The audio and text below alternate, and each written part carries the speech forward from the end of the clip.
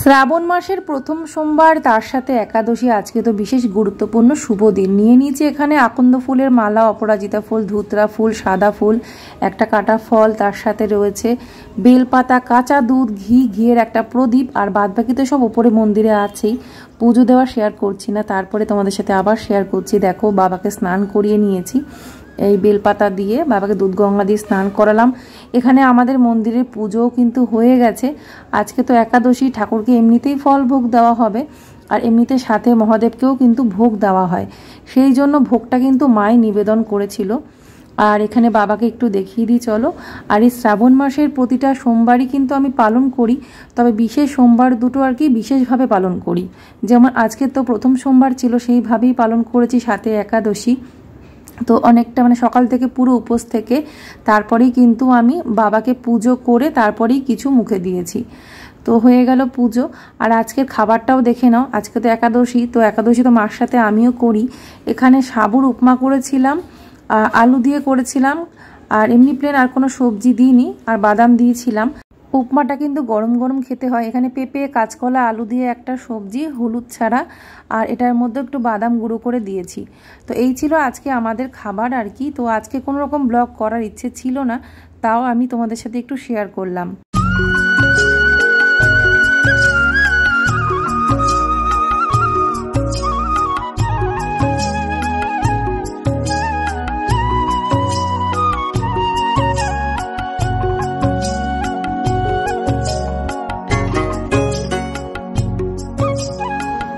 আজ হলো next day morning. তো গুড মর্নিং বন্ধুরা। একেবারে আজকেই ব্লগটা তোমাদের সাথে সেইভাবে কন্টিনিউ করতে পারবো। আগের দিন তো তোমাদের সাথে এক ঝলক দুই ঝলক শেয়ার করেছিলাম যে শ্রাবণ মাসের সোমবারটা পালন করলাম নাকি, তোমাদের সাথে একটু শেয়ার করার জন্য। তোমরা অনেকেই জিজ্ঞেস করো, দিদি তুমি সোমবার করেছো কিনা। তো সেই কারণে একটুখানি তোমাদের সাথে শেয়ার করার জন্য ভিডিও করে রেখেছিলাম। এখানে বিস্কিট নিয়েছি, চা করেছি, মার জন্য লিকার চা, আমার জন্য দুধ চা। আজকে ওদের টিফিনে দিয়েছিলাম আলুর পরোটা, তারই একটা আমি সেঁকে নিয়েছি, আমাদের জন্যও করেছিলাম। তো আমি এমনি তেল ছাড়া পরোটাটা করেছিলাম। তো খাওয়া দাওয়া কমপ্লিট। এবারে দেখো আমার রান্নাঘরের কি পরিস্থিতি, আজকে এইরকমই হয়ে গেছে। তো চলো এই মেসি রান্নাঘরটাকে এখন আমি অর্গানাইজ করি একদম পরিষ্কার পরিচ্ছন্ন করে। কারণ এই রান্নাঘরটা যতক্ষণ পরিষ্কার করে না গোছাতে পারবো, ততক্ষণ আমি দ্বিতীয় কোনো কাজ করতে পারবো না। তো সবার আগে আমি এই কাজটা এই কারণে করে নিই। আর এমনিতেও খুব খিদে পেয়ে গেছিলো, সকালবেলায় কি খাবো ভেবে পাচ্ছিলাম না। একদিকে দেখলাম পরোটাটা পরে করে নেব, আগে একটুখানি চা মুড়ি খাই। তারপরে দেখলাম যে না, এতে পেট ভরবে না, যা খিদে পেয়েছে একবারে খাবারটা করেই নি। রেডি তো করাই ছিল, ডোটা বানানো ছিল পুর দিয়ে, সেই কারণে করে নিয়েছিলাম। একবারে সব খাবার খেয়ে এখন একটু শান্তি পাচ্ছি। বোঝোই তো, আগের দিন উপোস বা একাদশী করলে পরের দিন সকালে খুব খিদে পেয়ে যায়।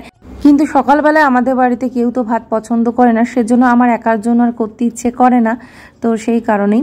আর এছাড়া দ্বাদশীর দিন ঠাকুরকে মা অন্নভোগ দিয়েই কিন্তু অন্নপ্রসাদটা খাবে, পাবে আর কি, সেই জন্য আমিও খাই না। আর আমার হাজবেন্ড বাড়িতে থাকলে এমনিতেই তো সবসময় হালকা খাবার খেতেই পছন্দ করে, খুব একটা হেভি ফুড সকালবেলা খায় না। তো তারপরে এখানে বাসনগুলো আমি মেজে নেব। কটা ঠাকুরের বাসনও ছিল, সে কটাও এখন মেজে নিচ্ছি। সবার আগে এই কটাই মাজবো। হ্যাঁ, তোমাদেরকে বলে রাখি যে এগুলো কিন্তু কোনো এঁঠো বাসন না, তো এগুলো সব রান্নার বাসন। সেই জন্য এই বাসনের সাথে আমি ঠাকুরের বাসন মাজতেই পারি, কোনো অসুবিধা হয় না। আমি কখনো কোনো এঁঠো বাসনের, স্কচ ব্রাইট বা এঁঠো বাসনের সাথে কিন্তু ঠাকুরের বাসন মাজি না। তো আমাকে একজন কমেন্ট করেছিলে যে আমরা কবে থেকে নিরামিষ খাচ্ছি। তো আমি কমেন্টের রিপ্লাইটাও যদিও দিয়েছি। তো এরকম প্রশ্ন যদি অনেকের মনে থাকে, তার জন্য ভাবলাম ব্লগে একবার বলে দিই।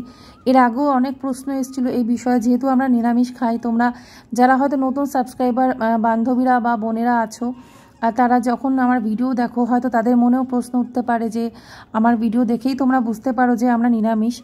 প্রথম দিকে যখন ভিডিওতে আমি শেয়ার করতাম, যখন আমি প্রথম ব্লগ করতাম 1-2 বছরে, খুব মাঝে মাঝে নেগেটিভ কমেন্ট আসতো এইরকম নিরামিষ খাওয়া নিয়ে আর কি। অনেকেই একটু ব্যঙ্গ করেও বলতেন। তো সেক্ষেত্রে আমি খুব একটা গায়ে লাগাতাম না। হ্যাঁ, 1-2 বার খারাপ লেগেছিল, তখন আমি সেইভাবে একটা দুটো ভিডিওতে রিপ্লাই দিয়েছিলাম। তো এখন যারা ভালোবেসে এমনি জানতে চাও, সেই ব্যাপারটা আলাদা। তবে হ্যাঁ, কেউ আগে কিন্তু এরকম ব্যঙ্গ করে কমেন্ট করতো আর কি। আসলে কি বলতো, নেগেটিভ কমেন্ট যারা করে তাদের তো কমেন্টটা করতে যদি তাদের কোনো খরচ করতে হতো বা কোনো ট্যাক্স দিতে হতো, তাহলে হয়তো তারা এই ধরনের কথাগুলো বলতে পারতো না।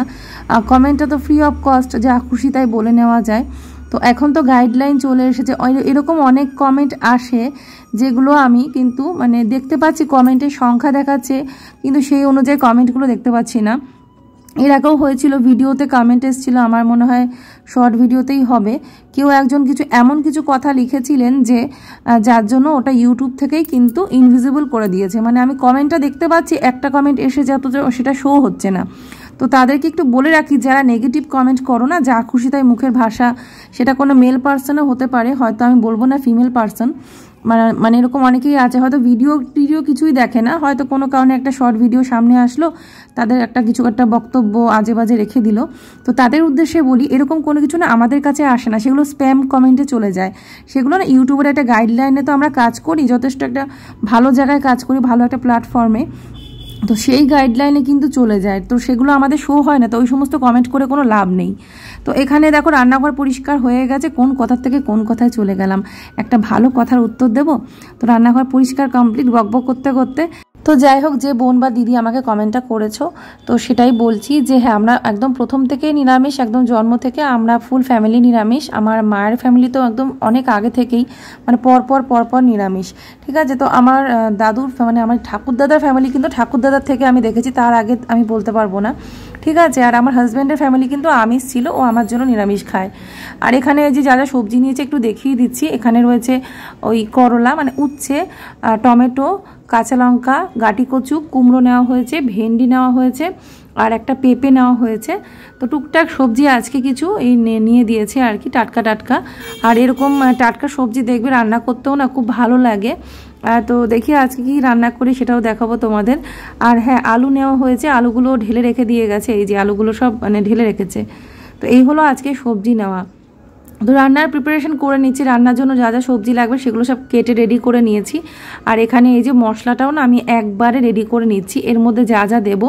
প্রথমে তো কাঁচা লঙ্কা, টমেটো, আদার পেস্ট বানিয়ে নিয়েছি, তার মধ্যে যা যা মশলা দেবো সব রেডি করে একবারে মশলাটা বানিয়ে রাখলাম।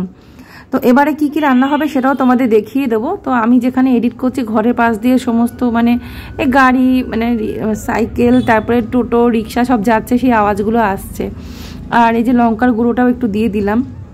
তো চলো এবার দেখিয়ে দিই কী কী রান্না হবে। আজকে হবে কুমড়ো ভাজা, উচ্ছে ভাজা, যেহেতু দ্বাদশী আমি খুব তাড়াতাড়ি করে রান্নাটা করে দেবো যাতে মা ভোগটা তাড়াতাড়ি দিতে পারে। আর এই যে আলু দিয়ে পনিরের তরকারি হবে, আর এই যে মশলা সব রেডি, এখন শুধু রান্না বসাবো। অলরেডি আমি বসিয়ে দিয়েছি, এখানে ডাল সেদ্ধ বসিয়ে দিয়েছি, এখানে কড়াই চাপিয়ে দিয়েছি। আর এখানে আমার হাজব্যান্ডকে এখন একটুখানি গ্রিন টি দেবো, ওই ইলেকট্রিক কেটলে জল গরম করেছি, তারপরে এই যে গ্রিন টিটা দিলাম। তো ও 1 কাপ গ্রিন টি দেখে বলছে আমি এতটা খাবো না, তুমি একটু খাও। আর তো আমাকে বেশি করে দিল, আমি বললাম হ্যাঁ খেতে তো বাজে, ওর জন্য আমাকে তুমি বেশি করে দিচ্ছ। তো যাই হোক 50-50 খেয়েছিলাম, আমি একটা কাপে মানে অর্ধেকটা নিয়ে নিয়েছিলাম, বাকিটাও খেয়েছে।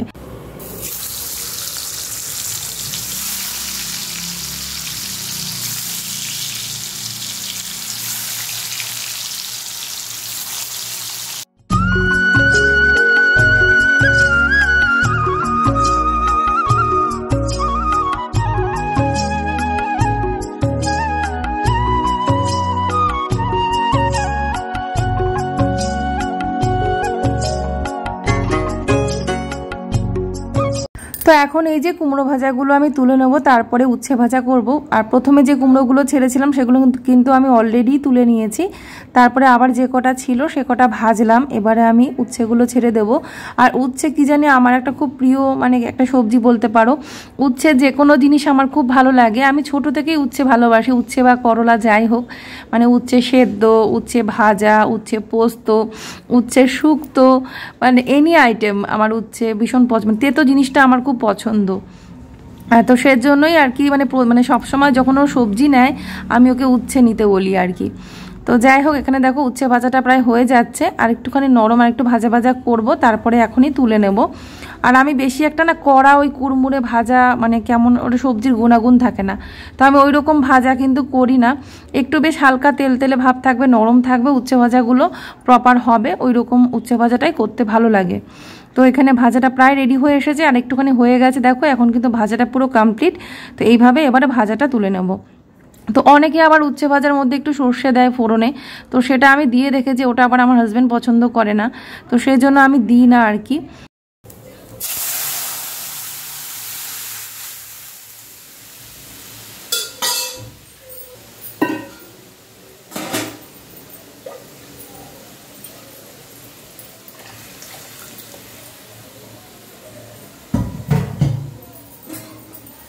আর মুগ ডালে আমি সব সময়ের জন্য জিরে, শুকনো লঙ্কা আর হচ্ছে বেশি করে একটুখানি আদা কুচি বা আদা ঘষে দিই, এতে খুব ভালো ফ্লেভার আসে। আর তেজপাতাটা দিই না, অনেক সময় তেজপাতাটা অনেকেই পছন্দ করে না। আর মুগ ডালে দিই না, অন্যান্য ডাল যেরকম অড়হর ডাল বা মটর ডাল হলে বা দিই। আর এছাড়া তো মানে ছোলার ডালে তো দেওয়াই হয়। ডালের মধ্যে কাঁচা লঙ্কাও দিয়ে দিলাম, এবারে ডালটা নামিয়ে নিচ্ছি। আর হ্যাঁ, আমি মুগ ডালে তেজপাতাটা কোনো সময় দিই না, কারণ তেজপাতার গন্ধটা কিন্তু মুগ ডালে ভালো লাগে না। তো ডালও হয়ে গেল, এবারে দেখো ভাজাও রেডি। এখন শুধু পনিরটা বানাবো, তাহলেই হয়ে যাবে। আর আমি ভেবেছিলাম চাটনি করব, কিন্তু যেহেতু মিষ্টি রয়েছে, আগের দিন মিষ্টি এনেছে, তো সেই জন্য আমি আর চাটনি করলাম না। আর এখানে এই যে এবারে আমি পনিরগুলোকে আগে ভাজবো, পনিরগুলোকে একটু ভেজে নিয়ে তারপরে আলুগুলোকে একটু লাল লাল করে ভেজে নেব, তারপরে তেলের মধ্যে মশলা কষিয়ে তরকারিটা করব। দুটো দিন খুব খারাপ গেছে, আমি আসলে রীতিমতো অসুস্থ হতে চলেছিলাম। আমার হাজব্যান্ড তো আমাকে নিয়ে পুরো ভয়ই পেয়ে গেছিলো। এখন অবধি পুরোপুরি আমি মাইন্ডের দিক দিয়ে সুস্থ হতে পারিনি, কিন্তু আমি কাজ করতে হবে বলে ভয়েস ওভার দিয়ে ভিডিও বানাচ্ছি। তো এই যে ভিডিওগুলো শ্যুট করেছিলাম, তখন কিন্তু আমার পরিস্থিতি, মানসিক পরিস্থিতি খুব ভালো ছিল না। 2-3 দিন আমার খুব বাজে গেছে, কি বলবো তোমাদের, খুবই বাজে গেছে 2-3টে দিন।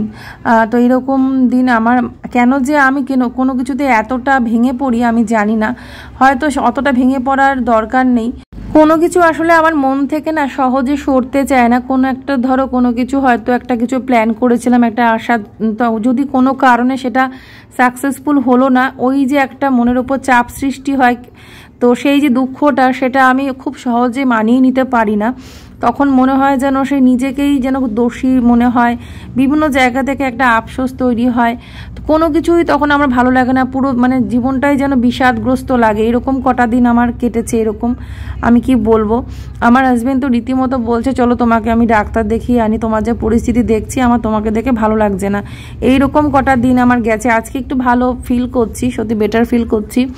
এই কারণেই তোমাদেরকে আমি ভিডিও দিতে পারিনি 2 দিন, আর যাও বা দিয়েছি আগের দিন টাইমেও দিতে পারিনি।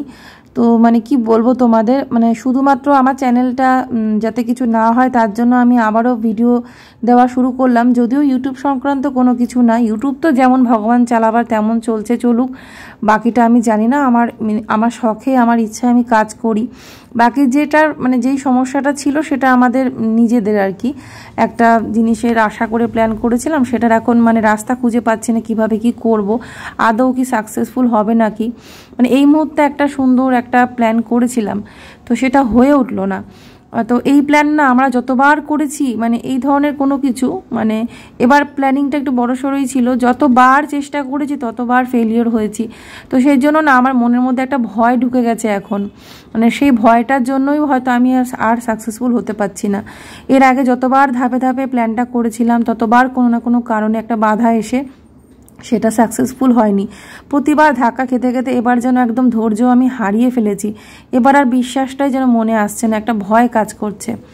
তো এই হলো মানে পরিস্থিতি। আমি তোমাদেরকে সত্যি যদি একটু মন খুলে বলতে পারতাম না, আমার মনটা অনেকটাই হালকা হতো, কিন্তু সেটা উপায় নেই। তাই মাঝে মাঝে তোমাদের বলি, অনেকে হয়তো ভাবো যে পুরো বিষয়টা যখন বলতেই পারবে না তাহলে বারবার ভিডিওতে বলো কেন।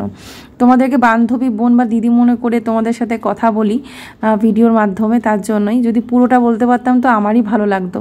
তো দেখো এখানে তরকারিটা দেখে তোমাদের কেমন লাগছে অবশ্যই জানিও। তরকারিটা খুব পরিপাটি করে করলাম। তো রান্নাবান্না প্রায় সবই কমপ্লিট, এখন শুধুমাত্র ভাতটা হচ্ছে। এই যে ভাতটা আজকে সবার লাস্টে বসিয়েছি, তো সেই কারণেই। আর ওপরে সব মানে ঠাকুরের জন্য সব রান্না করে দিয়ে এসেছি, আর মা এখন ভোগ দিচ্ছে, আর সাথে মিষ্টি ভোগ দেওয়া হয়েছে। মানে যা যা রান্না করছি সেগুলো তো আছেই, তার সাথে রসগোল্লা, পান্তুয়া, মানে ঠাকুরকে ভোগে আজকে দ্বাদশীর দিন দেওয়া হয় ভোগের সাথে।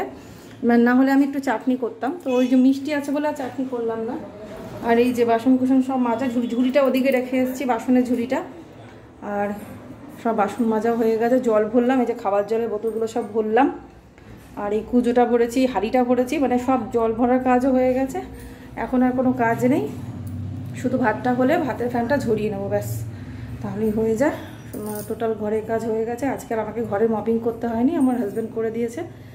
তো এই যে এগুলো সব আয়রন করেছে, আমাকে বললো আলমারিতে তুলে রাখতে। আমি লাস্ট এটা করলাম। এটা আসলে গেঞ্জিটা পরে না কেন, এই টি শার্টটা না ফেড হয়ে গেছে, কিন্তু এটা না বেশি একটা পরেও নি, কি কেন যে ফেড হয়ে গেল, কোয়ালিটি হয়তো ভালো ছিল না, অথচ এটা কলকাতা থেকে কেনা। মানে কি বলবো, গেঞ্জিটা খুব ভালো ছিল কিন্তু খুব তাড়াতাড়ি ফেড হয়ে গেল, ওই জন্য এটা বেশি একটা পরতে পারে না। কিন্তু ভালো লাগে গেঞ্জিটা, শীতকালে বাড়িতে তো পরতে পারবে। তো এগুলো এখন তুলে রাখবো। আর এই যে বিছানাপত্র সব গুছিয়ে সমস্ত ঘরের কাজ হয়ে গেছে। তবে হ্যাঁ, বেডশিটটা দুদিন পরে তুলবো, এখনই তুলছি না। আর এটা হচ্ছে গোপালের গেঞ্জি, এটা গোপালের আলমারিতে, মানে ওদের আলমারিতে এটা যাবে। এটাও আয়রন করে দিয়েছে তো ওর বাবা। তো চলো এখন এগুলো তুলে রাখি, তুলে রেখে তারপরে আমি যাব স্নান করতে। এগুলো এখন তুলে রাখবো, আগে টি শার্টগুলো রাখি, তারপরে প্যান্ট। তো টি শার্টগুলো এই দিকটাতে রাখবো, এই সাইডটাতে। তো এই যে তুলে দিলাম। তো এই হয়ে গেল। নতুন মজা ওদের জন্য এনেছে, দুটো পড়েছে আর একটা এখানে আছে, আর একটা ওই আলমারিতে রয়েছে। দুটো দু জায়গায় রয়েছে, মানে দুটো সেট এনেছে আর কি। তো দুজনের দুটো দুটো করে সেট এনেছে। তো এবারে আমি যাচ্ছি এই গোপালের জামাটা ওদের আলমারিতে রেখে দেবো। ওদের আলমারিটাও মানে গোছানো আলমারি, তাও যেন ভাঁজগুলো মনে হচ্ছে একটু সরে সরে গেছে। কদিন আগে যখন জামা কাপড় বার করা হয়েছিল, ওরাও নিজেরা একটু বার করেছে, কয়েকটা ভাঁজ সরে গেছে, সেগুলো আবার ঠিক করে রাখতে হবে। তো আজকের এই ভিডিওটা এখানেই শেষ করলাম, কারণ এর বেশি আর শ্যুট করিনি। তোমরা সবাই ভালো থেকো, আর ভিডিওটা ভালো লাগলে অবশ্যই করে লাইক করো, শেয়ার করো, কমেন্ট করো, সাবস্ক্রাইব করো। রাধে রাধে।